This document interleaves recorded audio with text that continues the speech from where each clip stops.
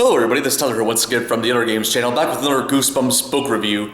And today I'm going to be reviewing book number 3 of the original Goosebumps series. And this is a book that started pretty much a franchise of Goosebumps books, not only within the original series, but also outside of it. And while this series of books doesn't have as many entries as something, let's say, like Night of the Living Dummy, for an example, it definitely had, out of all the books in the original series, had like the most sequels. And this particular book I'm talking about is Monster Blood. So, there we go. That's all I gotta say for the intro. Now, let's talk about this book. This book was pretty rough. Definitely, like, my least favorite Goosebumps book that I've read so far. And keep in mind, as I usually do with these reviews, there will be some spoilers, so you have been warned.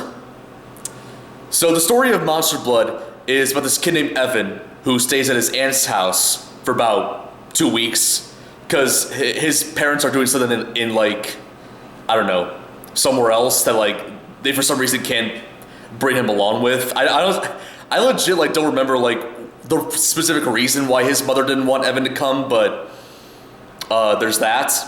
And as I figured, the lights were gonna go out, but that's okay. So, and they're back up.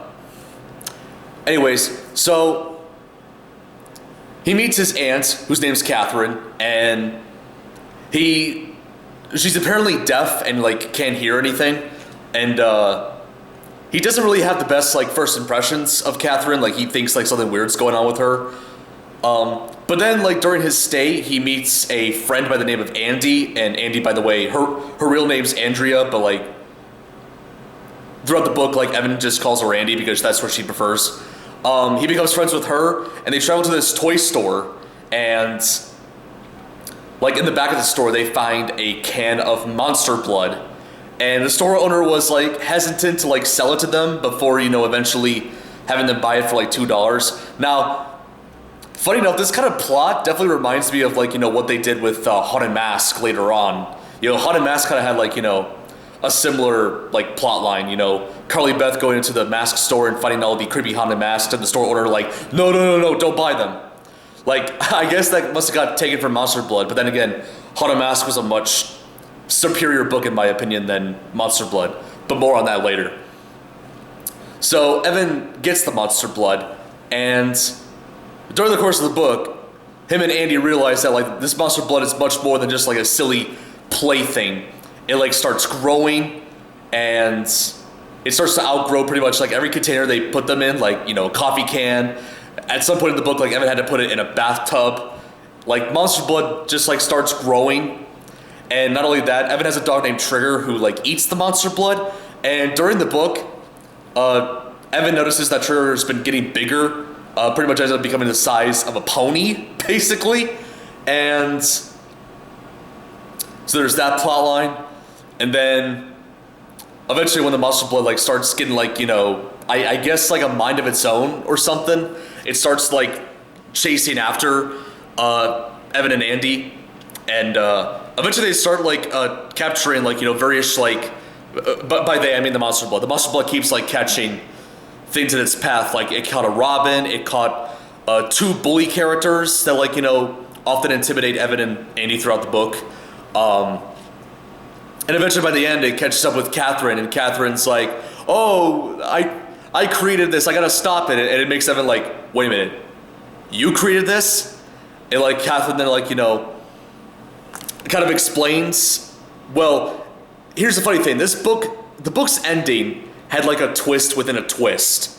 Like, there was a section of the book where we thought, oh, Catherine might be responsible for making the Monster Blood, but then she points to her cat, named Cerebeth, and Catherine was like, she did this.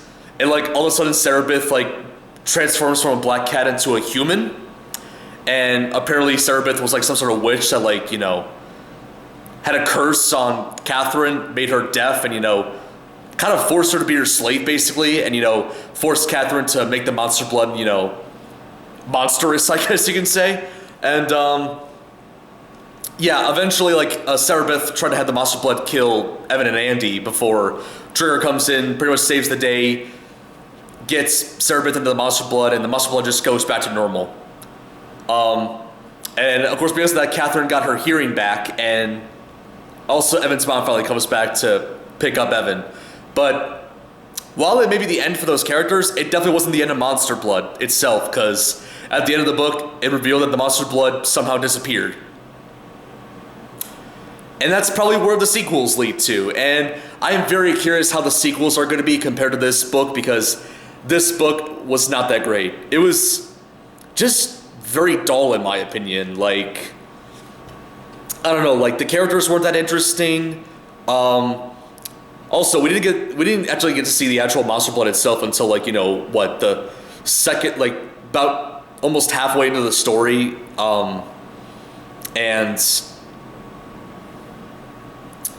I don't know. That's really all I gotta really say about it. It just wasn't that interesting.